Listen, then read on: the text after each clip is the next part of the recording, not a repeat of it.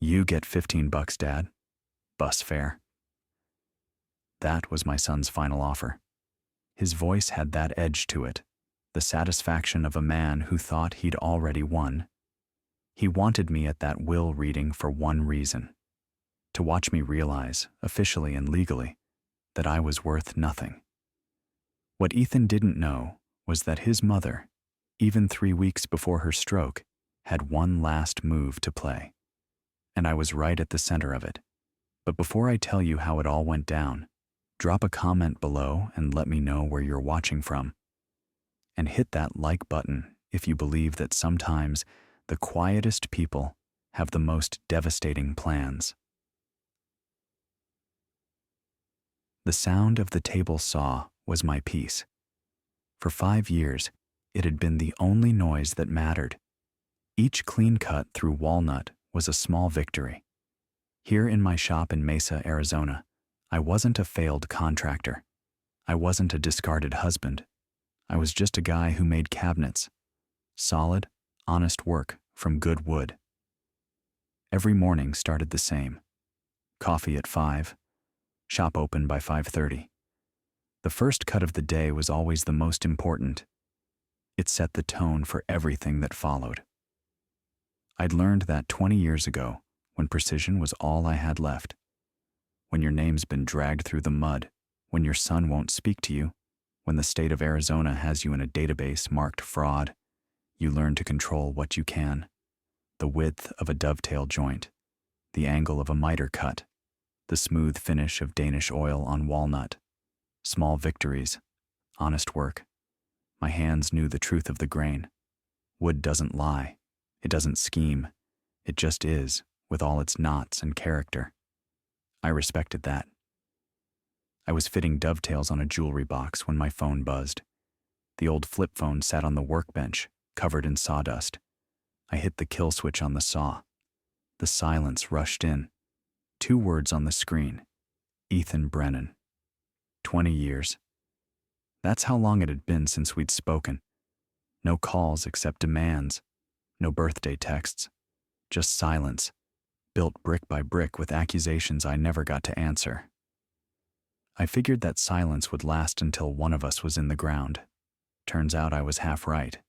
I flipped the phone open. Yeah. The voice on the other end was clipped, efficient. The voice of a man who wore $1,000 suits and had never changed his own oil. Marcus. He never called me Dad. Not anymore. Just Marcus, like I was some guy he used to know. Your mother's gone. Last week. Stroke. It was fast. I stood there, looking out the shop window at the desert sun. Victoria. Gone. The words didn't fit. She'd always been a force. Brilliant, driven, impossible to ignore. The idea of her just being gone felt wrong. You hear me? His impatience cut through my silence. The funeral, I started. Already happened. You weren't on the list. He said it flat, like he was reading a shipping label. Listen, her lawyer needs you there. Reading of the will. Friday, 2 o'clock. Caldwell and Associates in Phoenix. Don't be late. It wasn't an invitation. It was a summons. I don't have any reason to be there, Ethan. Your mother and I settled everything 20 years ago. A sound came through the phone. A short, ugly laugh. No humor in it. Just contempt. Oh, I know you're getting nothing, he said. Don't worry about that, but it's a legal thing. You have to be there in person to hear that you're a zero. Official. Notarized. On the record. He paused, and I could hear the smile in his voice.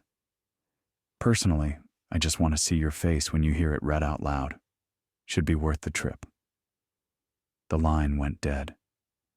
I set the phone down carefully, walked over to the jewelry box, and ran my hand along the dovetails. Clean, tight, honest work. Then I went into the house and pulled out the suit I hadn't touched in 20 years. Charcoal gray. The same one I'd worn the day everything fell apart. The day I stood in front of the Arizona Department of Real Estate and took the blame for something I didn't do. The day my contractor's license was revoked. The The day Victoria filed for divorce while I was signing the settlement papers. I'd wear it one more time. On Friday morning, the cab from Sky Harbor cost $62, more than a day's profit from the shop. I paid the driver and stepped out onto the Phoenix sidewalk. The air was hot and sharp, nothing like the quiet of my workshop. Caldwell & Associates wasn't one of those glass tower operations. It was a 3-story building near Central Avenue, respectable, mid-tier, the kind of place that handled estates and business disputes without the flash. The lobby was all polished tile and dark wood paneling. A receptionist in her 30s looked up from her computer. "Marcus Brennan," I said. 2 o'clock appointment. Her eyes flicked over me, the old suit, the worn shoes, and something shifted in her expression. Not quite pity, more like confirmation of what she'd already been told. "Of course. 3rd floor. Conference room B. They're expecting you." I took the elevator up. The doors opened to a quiet hallway. Through the glass wall of the conference room, I could see them already inside. Ethan sat at the far end of the table, navy suit, perfect haircut, looking like he owned the place. 32 years old, and he'd never built anything with his own hands. Never had to. Next to him was Derek Hastings, the life insurance agent who'd been managing Victoria's investment accounts for the last 10 years, always taking his 3%. Spray tan, 2 white teeth, shark eyes. Ethan had insisted he be there for the reading. Family business, he'd probably said. And then there was Vanessa, early 30s, tight dress, designer bag clutched like a trophy. She was scrolling through her phone, bored already. I pushed open the door. 3 heads turned. Ethan's face split into a slow smile, not friendly, the kind of smile that comes right before the knife. "Dad," he said it loud enough for everyone to hear. "Didn't think you'd actually show. Guess $15 wasn't too much for the Greyhound." Vanessa looked up from her phone and let out a high, sharp laugh. Derek's smile widened. I didn't answer. Just walked to the chair at the opposite end of the table and sat down. My thermos of coffee looked out of place next to their china cups, but I didn't care. Derek leaned toward Ethan, voice low but loud enough to carry. "Why's he even here? I thought Victoria made it clear years ago." The door at the far end of the room opened. A man in his 60s stepped through. Gray suit, silver hair, the kind of face that had seen 1,000 family fights and stayed neutral through all of them. Robert Caldwell, Victoria's attorney. His eyes swept the room, passed over Ethan and his people like they were furniture. Then they landed on me. He held my gaze for a moment. Something flickered there, not pity, but maybe understanding. "Mr. Brennan." He nodded once. "Thank you for coming." Then he turned to my son. "Mr. Brennan." Same name, different tone, colder, formal. Ethan caught it. I saw the flicker of annoyance in his eyes.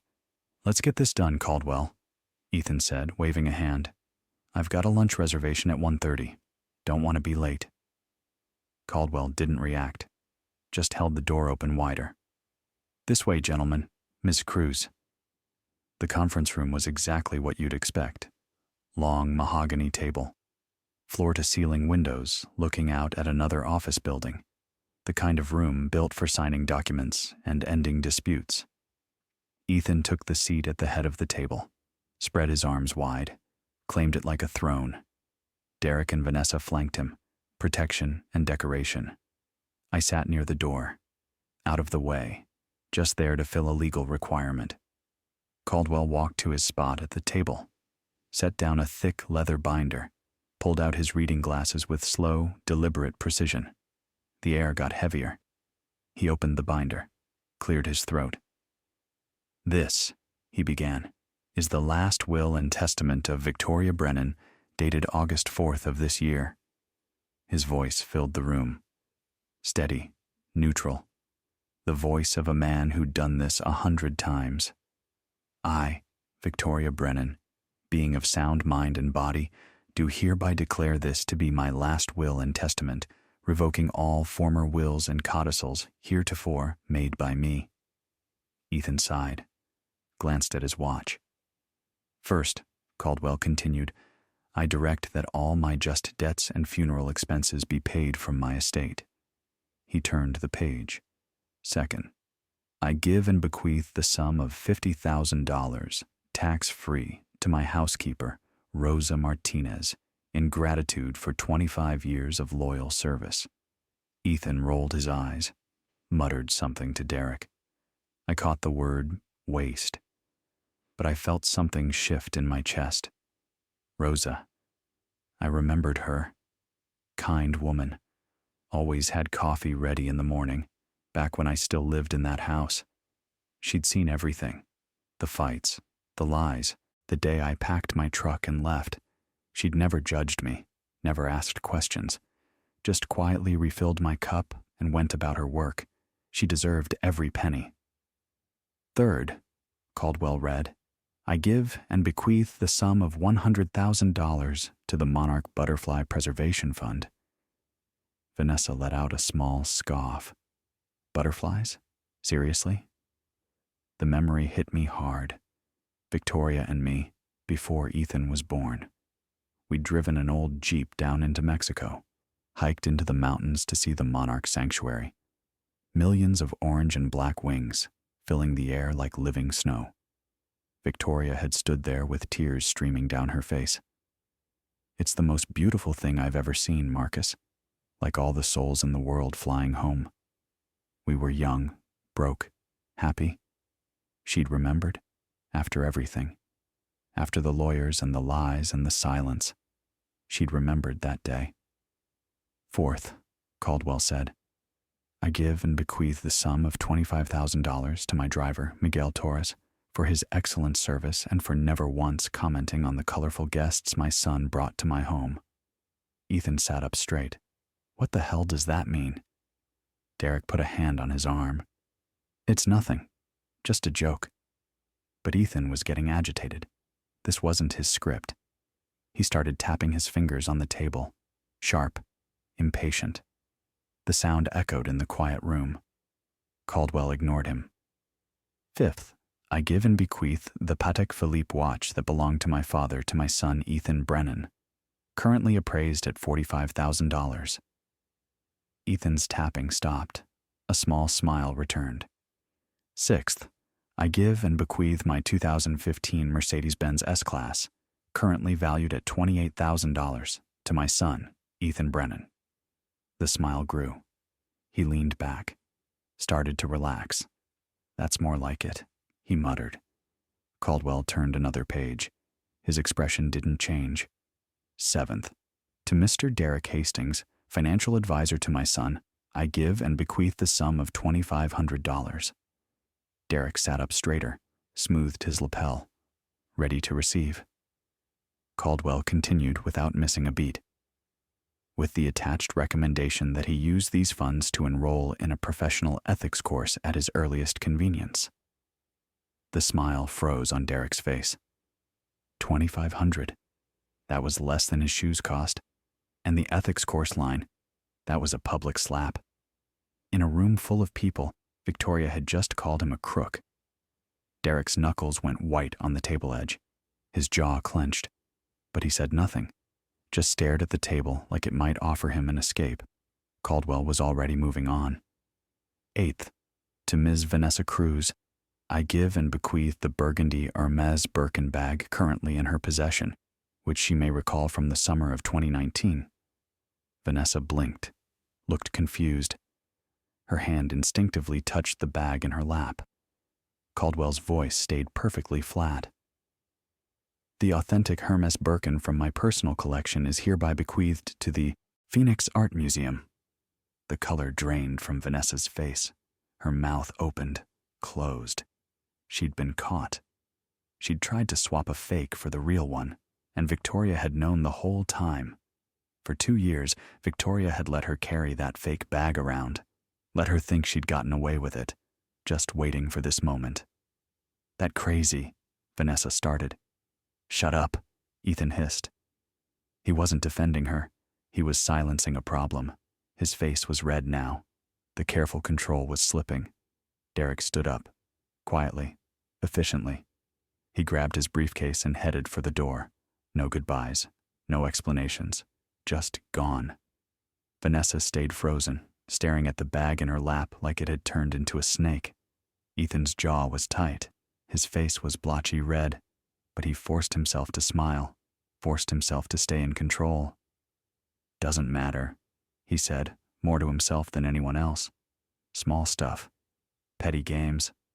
Let's get to the real part, Caldwell. The estate, the company, the actual money." Caldwell took a slow sip of water, turned another page. "9th," he said, "to Marcus Brennan." My head came up. Ethan leaned forward. Every muscle in his body tensed. This was it. This was what he'd been waiting for. My public humiliation. Caldwell's voice was completely neutral. "I give and bequeath the sum of $15, U.S. currency, to be paid in cash." He paused. "This is to cover the cost of bus fare back to wherever he came from." The silence was total. Then Ethan exploded. It started as a choke, then a laugh. A huge, roaring, howling laugh that filled the entire room. He slapped the table. Tears ran down his face. $15! He shouted. $15 for bus fare! He pointed at me, his whole body shaking with laughter. "Oh my God, she actually wrote bus fare. 20 years and she still—" He doubled over, couldn't breathe, couldn't stop laughing. Vanessa's high-pitched giggle joined in, desperate and uncertain. Ethan stood up, walked around the table, pulled out his wallet. Alligator skin, probably cost more than I made in a month. Peeled off a $20 bill and threw it in front of me. "There," he said, voice dripping with fake generosity. 20. Don't say I never gave you anything, old man." He stared at me, waiting for a reaction. Anger, tears, begging, anything. I just sat there, looked at the 20, looked at him, and waited. Because I knew Victoria, and I was watching Caldwell, and Caldwell hadn't closed the binder. Ethan turned away from me, grabbed his jacket off the back of his chair. "Right, we're done here. Caldwell, just email the paperwork to my office. Derek can handle the details. I'm late for Mr. Brennan." Caldwell's voice cut through the room like a sheet of ice. Not loud, but absolute. Ethan stopped, turned back. The smile was still on his face, but it was starting to crack. "What?" Caldwell was still seated. His hands rested on the binder. His face was no longer neutral. It was cold, professional. The face of a man about to do something he'd been waiting to do. "Please sit down." "What did you say?" "I said sit down. I haven't finished reading." Ethan's smile faded completely. "Finished? What are you talking about? You read it. $15. The joke. It's done. We're done." Caldwell reached down beside him, brought up a second folder, thinner than the binder, sealed with a thick red wax stamp. The room went very still. "That," Caldwell said, tapping the large binder with one finger, "was the conclusion of the original last will and testament." He placed the new folder on the table. The red seal caught the light. "This is a codicil, a legally binding addendum." He looked directly at Ethan. "It was signed, witnessed, and notarized on October 3rd, 2024, 3 weeks before your mother's stroke." Long pause. Let it sink in. "And its primary clause explicitly supersedes all previous articles pertaining to the disposition of the primary estate." Ethan didn't sit. He collapsed back into his chair. His face went from red to white in seconds. The blood just drained out. Vanessa stopped looking at her phone. Her eyes were wide. The letter opener moved slowly, deliberately. Caldwell knew what was in that envelope. He'd probably read it 100 times, making sure every word was legally bulletproof. But this was the first time anyone else would hear it. I watched Ethan's face. The confidence was still there, but something else was creeping in around the edges. Uncertainty, maybe fear. The first crack in 20 years of absolute certainty. He'd spent 2 decades believing he knew the truth, believing his mother had told him everything, believing I was the villain who'd destroyed the family. What do you do when the story you've built your entire adult life on turns out to be a lie? You don't see it coming. That's the thing about truth. It doesn't announce itself. It just arrives, cold and factual and undeniable. Caldwell broke the seal, unfolded a single sheet of paper. Behind it were several thicker documents. "This," Caldwell said, "is a letter from your mother, addressed to you, Ethan, with legal instruction that it be read aloud today, in the presence of all parties." He put his glasses back on. Its contents formed the basis of the new Article 9. Ethan made a small sound, like he'd been punched in the stomach. Caldwell began to read, and the voice wasn't quite his anymore. The words were pure Victoria. "Ethan, by now you're furious. You think I've lost my mind. You think your father somehow manipulated me from his woodshop in Mesa. You've thought that about him for 20 years. You're wrong. In 2005, I made choices that should have sent me to prison. Desert Vista Estates was built on fraudulent permits. The water rights I claimed didn't exist. The $4.2 million from pre-sales? I spent it trying to cover other projects that were already failing. When the Arizona Department of Real Estate came investigating, I was facing 5 to 10 years in Perryville Women's Prison, criminal fraud, negligent misrepresentation, investor theft. Your father didn't commit fraud, Ethan. I did. He took the fall because I begged him to. I told him you were 12 years old. I told him you needed a mother more than you needed to know the truth. I told him that if I went to prison, your entire life would be destroyed before it even started. Because he loved us both more than he loved his own future, he agreed. He created the paperwork trail. He put his contractor's license on the line. He signed the documents. He took the meetings with investigators. He built a legal firewall around me, and then stood in the fire himself. Caldwell's voice was relentless. Each word landed like a hammer. When the state came after him, he pleaded guilty to negligent misrepresentation. He paid $850,000 in restitution.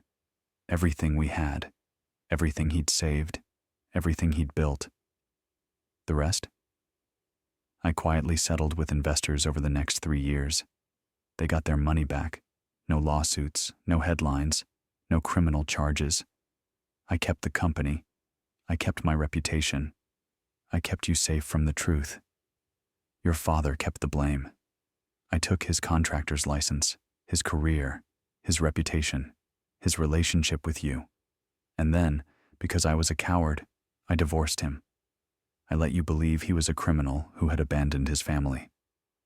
I let you believe he had stolen from me. For 20 years, I let him live in a 900-square-foot apartment in Mesa, making $45,000 a year building cabinets, while I rebuilt Brennan Design and Development using his sacrifice as my shield. Every building I designed, every contract I signed, every dollar I made, it was all built on the foundation of his destroyed life. And you know what the worst part is, Ethan? I almost told you 100 times. When you graduated high school, when you turned 21, when you got your MBA. But every year that passed made it harder. The lie became the foundation of everything. Your career, your confidence, your entire identity. How do you tell your son that his whole life is built on your cowardice? The stroke changed things. The doctors said I might not have long. That's when I realized, if I don't do this now, you'll spend the rest of your life hating an innocent man, and that would be my final betrayal. The $15 is what you deserve, Ethan, because you've spent 2 decades spitting on a man who gave up everything for you. You never asked his side of the story. You never questioned mine. You just took the easy path, hating him. Caldwell paused. Let the words settle. The room was so quiet I could hear the air conditioning hum. Ethan sat completely still. His mouth was slightly open. His eyes were unfocused. He looked like a man watching his entire world collapse in slow motion. "Marcus," Caldwell continued, reading Victoria's words, "you don't have to forgive me. God knows you shouldn't. But this is my attempt to give you back what I stole." Another pause. "Therefore, having stated the truth, and in an effort to correct, insofar as money is able, a betrayal that can never be undone, I hereby decree as my final wish and binding testament, all of my property, real and personal, wherever situated, all stocks, bonds, and liquid assets, my art collection, my private holdings, and most importantly, my entire 100% controlling interest in Brennan Design and Development, LLC and all its subsidiaries, an estate valued, after the payment of all bequests, at $12.2 million. He stopped, looked up from the page. His eyes found mine across the table. The moment stretched. My heart was pounding, not fast, just hard, like someone hitting a drum in my chest. "I give, devise, and bequeath to my ex-husband, Marcus Brennan." The words just hung there in the air. My heart kicked once, hard, like I'd been hit in the chest. $12 million. The number didn't feel real. It felt like something from a movie, something that happened to other people, not to a guy who made cabinets in Mesa and drank coffee from a thermos. But it wasn't really about the money, was it?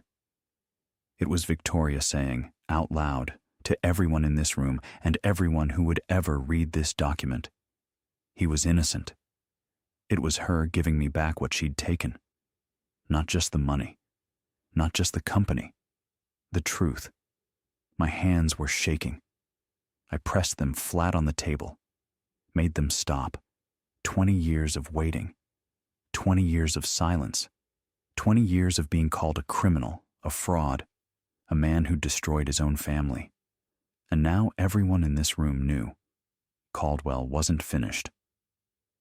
"I leave this," he read, his voice softer now, "not as a gift, but as payment, as a long overdue and wholly inadequate compensation for the career I allowed to be destroyed, for the honor I allowed to be stolen, and for the family I, in my cowardice, allowed to be broken."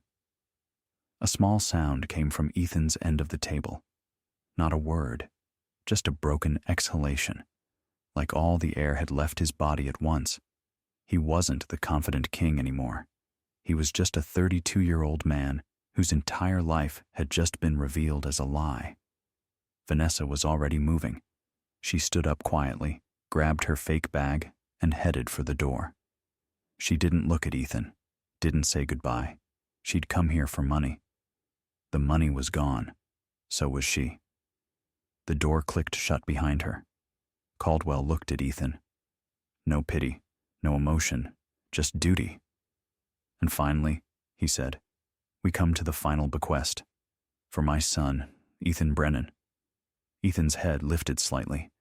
Some desperate animal instinct kicked in, hoping for something, anything, a trust fund, $1 million, some scrap from the table he'd thought was set for him. Caldwell's voice was flat, final. "Who has already received a lifetime's worth of fortune, both in the money he spent so freely and in the sacrifices he never acknowledged. I leave him only one thing." Pause. "I leave him precisely what he so thoughtfully and publicly offered to his father." Ethan blinked. Didn't understand. His brain couldn't process it. Caldwell reached into a drawer, pulled out a single certified check, placed it on the table, slid it across the polished wood. It stopped in front of Ethan. $15, Caldwell said. "Your inheritance, Mr. Brennan, for bus fare." The silence was crushing. Ethan stared at the check, didn't move, didn't blink, just stared. Then something broke inside him. Not rage, not the explosion I expected, something quieter, more devastating. "No," he said. His voice was small, hollow. "That's not, she wouldn't." His hand reached toward the check, stopped, reached again, like he couldn't quite believe it was real. "I don't understand." His voice cracked. "Why would she?" Then it hit him, All of it. 20 years of lies. 20 years of hating the wrong person. 20 years of being the villain in a story he thought he was the hero of. "Oh God," he whispered. He stood up slowly. His legs were shaking. "Oh my God." He looked at me. Really looked at me, for the first time since he was 12 years old. Before his mother had poisoned him against me. Before the lies became his truth. I saw it in his eyes. Recognition, understanding, and something that might have been the beginning of horror. "Dad, But he couldn't finish. The words died in his throat. The door opened. Vanessa was gone. Derek was gone. His whole world had walked out. Ethan turned back to the check on the table, picked it up with trembling fingers, stared at it like it might tell him something, explain something. It didn't. It was just $15, the exact amount he'd mocked me with, the exact amount he'd said I was worth. His mother had given it back to him. Caldwell cleared his throat. Professional, clinical. "That concludes the reading of the will. Mr. Marcus Brennan, if you'll remain, we have some documents to sign. Mr. Ethan Brennan, you're free to go." Ethan looked at me one more time. His face was pale, lost. He opened his mouth, closed it. Then he walked to the door and left without a word. The door clicked shut. Silence. Caldwell began gathering papers. I just sat there, trying to make sense of what had just happened. "Mr. Brennan," Caldwell said quietly, "there's one more thing." I looked up. He reached into his breast pocket, pulled out something small, a single brass key on a plain metal ring. He slid it across the table. "What's that?" I asked. "Chase Bank, Central Avenue. Safety deposit box 447. He paused. "Inside, you'll find every document from 2005, every email between you and Victoria, every permit application, every bank transfer, every piece of evidence that proves exactly what happened." My hand closed around the key. It was warm from being in his pocket. "The box was opened in 2005, Caldwell continued, "under a trust Victoria created through an LLC. She paid the annual fee every year. She wanted the evidence preserved, protected, so that someday, if she ever found the courage, she could give you the choice she never gave herself." He looked at me, really looked at me. "You can release those documents to the state, clear your name officially, get your license reinstated, or you can leave them buried. It's your choice now." I slipped the key into my pocket, stood up. My legs felt unsteady. "The inheritance," I said. "The company. I don't know the first thing about running." "You don't have to," Caldwell said. "Victoria set up a management structure. The company basically runs itself. You'll need to sign some papers once a month, make a few decisions. But mostly, Mr. Brennan, you're free to do whatever you want." Free. The word felt foreign. "There's a car waiting downstairs," Caldwell added, "to take you wherever you'd like to go." I nodded, started toward the door. "Mr. Brennan?" Caldwell's voice stopped me. "For what it's worth, I've known about your situation for 15 years. Attorney-client privilege kept me silent. But I want you to know, she carried that guilt every single day. It destroyed her slowly. The stroke was just the end of a long process." I didn't know what to say to that, so I just nodded again and walked out. 6 months later, the cabin in Prescott smells like pine and fresh sawdust. I bought it with a small fraction of the inheritance, 60 acres of ponderosa pines and quiet. The rest sits in accounts I barely look at. The company, Brennan Design, is still running. I hired a management team like Caldwell suggested. They handle everything. I sign papers once a month. That's it. Turns out $12 million buys a lot of freedom. Freedom to choose. Freedom to say no. Freedom to build rocking chairs in a cabin in the woods and not answer the phone. I'm working on one now. Walnut. The grain is perfect. I'll probably give it to Rosa Martinez when it's done. She always wanted one for her porch. My phone buzzes on the workbench. Ethan Brennan. I glance at the screen. It's the 47th time he's called in 6 months. The first 20 calls were rage, screaming, threatening lawyers, saying I'd manipulated his mother, that the will was fraud, that he'd burn it all down. Then came the apologies. The I didn't know, Dad, I swear. The can we talk, please? Just talk. Now the calls are different. He doesn't leave voicemails anymore. He just calls, waits through the greeting, breathes for a few seconds, like he's checking if I'm still alive, then hangs up. Last week he drove up here. I watched from the window as his Mercedes pulled up the dirt road. He sat in the car for 20 minutes, just sat there, staring at the cabin. Then he drove away.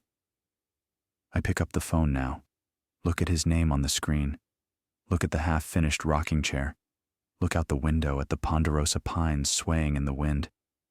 I don't answer, but I don't decline either. I just let it ring. The key to the safety deposit box sits in a drawer in my workshop. I haven't opened it yet, haven't decided what to do with it. The evidence is there, the proof. Everything that could clear my name officially, get my license back, erase fraud from the state database. But maybe some things don't need to be fixed. Maybe the people who matter already know the truth. Victoria's confession was public. It's part of the legal record now. Anyone who wants to know what really happened can read it. That's enough. The phone stops ringing, goes to voicemail. A few seconds later, it buzzes with a text. Ethan, I'm sorry. 2 words. 47th message. Same 2 words every time. I set the phone down, pick up the sandpaper, get back to work on the rocking chair. Some doors take longer to open than others, and some, maybe, should stay closed a while longer. The wood doesn't judge. It doesn't demand answers. It just needs patience and honest work. Small victories. That's all any of us really have. Here's what 20 years taught me. Truth has weight and patience. For 2 decades, a lie poisoned everything, turned a son against the father who'd saved him. But lies built on shame and cowardice can't last forever. Victoria's confession proved something I'd always believed. Real honor isn't about reputation. It's about the silent, thankless sacrifices you make when no one's watching, when there's no reward, when all you get is blame. In the end, a name cleared by truth is worth more than any fortune. What would you have done with that key and that $12 million burden? Would you have answered Ethan's 47th call? Let me know in the comments below. And if you believe that integrity costs everything but can't be taken away, hit that subscribe button, because sometimes the quietest people have the most devastating plans.